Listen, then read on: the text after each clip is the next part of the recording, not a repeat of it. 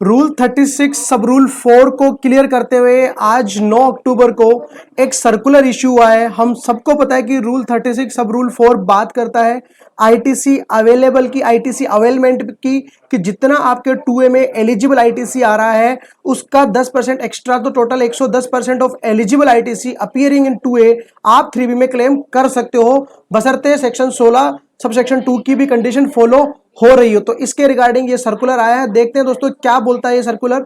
इस सर्कुलर से पहले मैं आपको बताना चाहूंगा, कुछ समय पहले एक नोटिफिकेशन इशू हुआ था, नोटिफिकेशन नंबर 30। कोविड के समय में इसके लिए कहा गया था कि आपको फेब से लेके अगस्त तक की 3B में ये कम्युनिटी वाली कंडीशन नहीं देखनी है, जितना आपके हिसाब से आपकी बुक्स ऑफ अकाउंट्स के हिसाब से सेक्शन 16 सबसेक्शन 2 को फॉलो करते हुए जो आईटीसी बन रहा था, इर्रेस्पेक्टिव कि वो 2A में आ रहा है या नहीं आ रहा है, आपको रूल 36 सब रूल 4 अप्लाई नहीं करना है। सितंबर की जब आप रिटर्न फाइल करोगे तब आपको कम्युलेटिवली वो अमाउंट का देखना है कि कम्युलेटिवली आप सितंबर 3B में वो अमाउंट आप यूज कर सकते हो। तो सितंबर की जब आप रिटर्न भरने जाओगे अब, तब आपको देखना है कि फेब से लेके अगस्त तक का कम्युलेटिव अमाउंट आपके पास आना चाहिए, उससे ज्यादा आप एक्सीड नहीं होना चाहिए। अगर ऑलरेडी एक्सीड हो चुका है तो आपको रिवर्स करना पड़ेगा। वीडियो के एंड में इसमें कैलकुलेशन भी दी हुई है सर्कुलर में, वो भी हम डिस्कस करने वाले हैं। तो इसके पहले पैरा में लिखा है कि सर्कुलर नंबर 123 हमने इश्यू किया था 11 नवंबर 2019 को।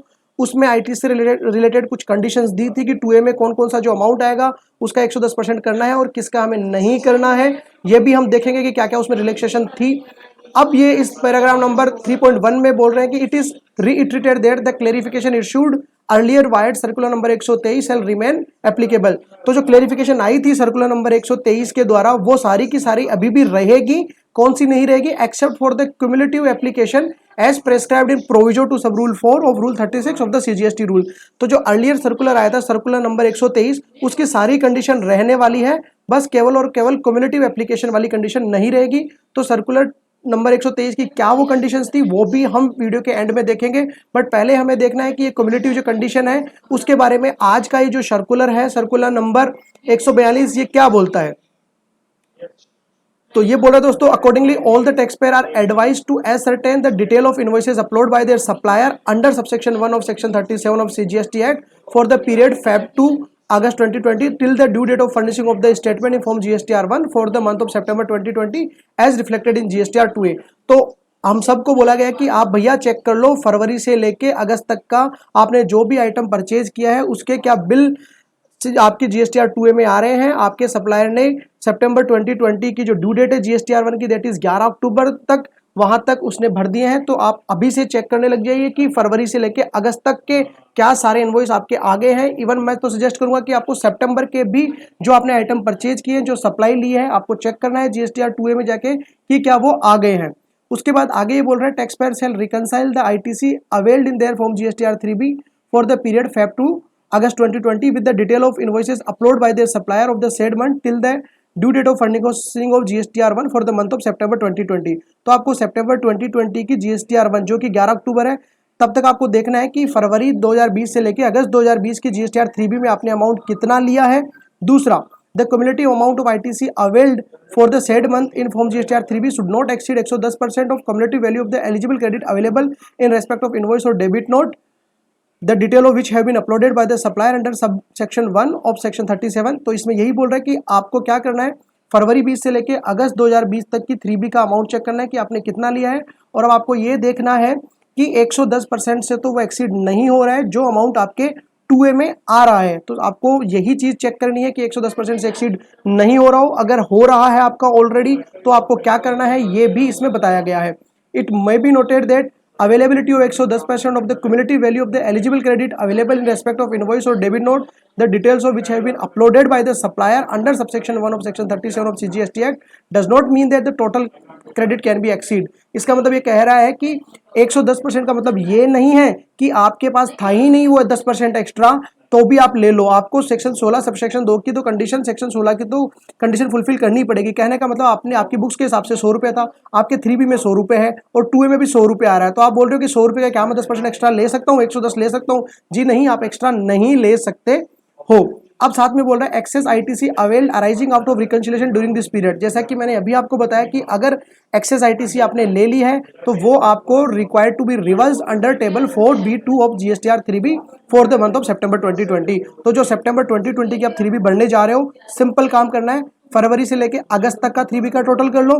फरवरी से लेके अगस्त तक आप ये देख लो कि आपके 2A में कितना अमाउंट आ रहा है। इवन 11 अक्टूबर तक जो रिटर्न्स फाइल होगी, तो 11 अक्टूबर के बाद आपके फरवरी से लेके अगस्त तक के 2A में कितना अमाउंट आ रहा है उसका टोटल कर लो, और उसमें से एलिजिबल आईटीसी निकाल लो, उसका 110% निकाल लो। नीचे एग्जांपल और दिया हुआ है, उसके साथ मैं आपको और समझाता हूँ।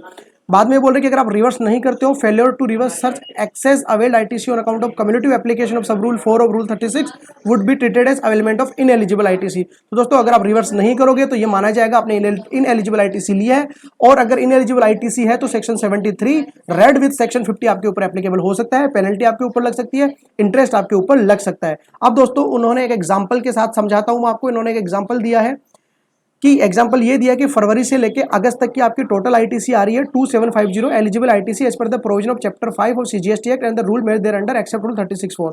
तो जो सेक्शन 16 है उसकी कंडीशन के हिसाब से आपकी आईटीसी आ रही है, वो आ रही है 2750 है, और आपने 2750 ही आईटीसी आपने 3B में भी बुक कर ली है, क्योंकि आपको रूल 36 सब रूल 4 नहीं देखना था। फरवरी से लेकर अगस्त तक आपको 2A चेक नहीं करना था, तो आपकी बुक्स के हिसाब से 2750 था, आपने 2750 भी क्लेम कर लिया है। लेकिन 11 अक्टूबर तक आपकी जो जीएसटीआर 1 भरी जाएगी आपके सप्लायर के द्वारा, तब तक आपका कितना अमाउंट आ रहा है 2A में? 2A में आपका अमाउंट आ रहा है 2450। अब हमें इस 2450 का 110% करना है।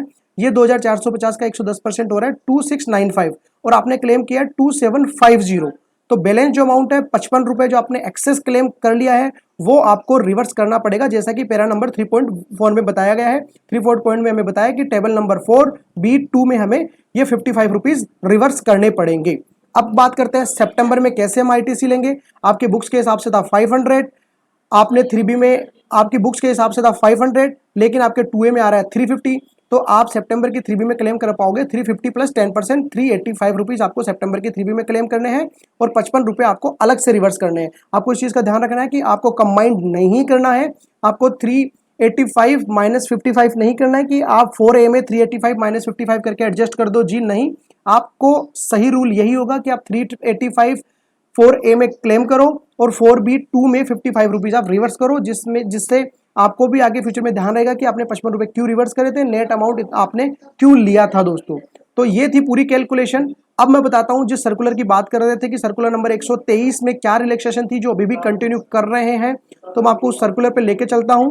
उस सर्कुलर में दोस्तों बात करी थी उन्होंने ऐसे इनवॉइसेस की जो 2A में नहीं आ सकते हैं, जैसे कि IGST paid on import, RCM credit receipt from ISD। तो उसके केस में अभी भी ये एप्लीकेबल है कि आपको रूल 36(4) नहीं देखना है फिलहाल के लिए, आपको रूल 36(4) इनके अलावा ही देखना है। इसके अलावा और भी काफी इंपॉर्टेंट बात कही गई थी सर्कुलर में, बट ऑल दो अभी हमारे जो काम की है मतलब की बात है, फिलहाल यही बात है कि 10% का आपको रूल देखना है। फरवरी से लेके अगस्त तक आपको टोटल 3B करना है, टोटल 2A करना है। आपको देखना है 2A प्लस 10%, अगर 3B ज्यादा आ रही है तो आप रिवर्स कर देना है आपको 4B2 में, और सितंबर में आपको सितंबर मंथ का अलग से देखना है कि ना कि आपको क्यूमुलेटिव करना है। तो मुझे उम्मीद है आप लोग जल्दी से जल्दी ये कैलकुलेशन करोगे, और मैं बोल रहा हूँ कि वीडियो जैसे आप कंप्लीट करो आपको आपके GSTR 2A चेक करनी है। अगर कोई अमाउंट अपीयर नहीं हो रहा है तो आपके सप्लायर को अभी इन्फॉर्म करके 11 अक्टूबर तक कैसे भी करके आपको इंश्योर होना है कि आपके 2A में वो अमाउंट आ जाए, अदरवाइज आपको क्रेडिट का पैसा रिवर्स करना पड़ेगा। रिवर्स नहीं करोगे तो सेक्शन 73 में आपको पेनल्टी देनी पड़ सकती है, इंटरेस्ट का भुगतान करना पड़ सकता है। तो इसी के साथ मैं वीडियो यहाँ पे साइन ऑफ करना चाहूंगा। मुझे उम्मीद है आपको वीडियो पसंद आया होगा। मिलते हैं नई वीडियो में नई अपडेट के साथ। Thank you so much. जय हिंद, जय भारत।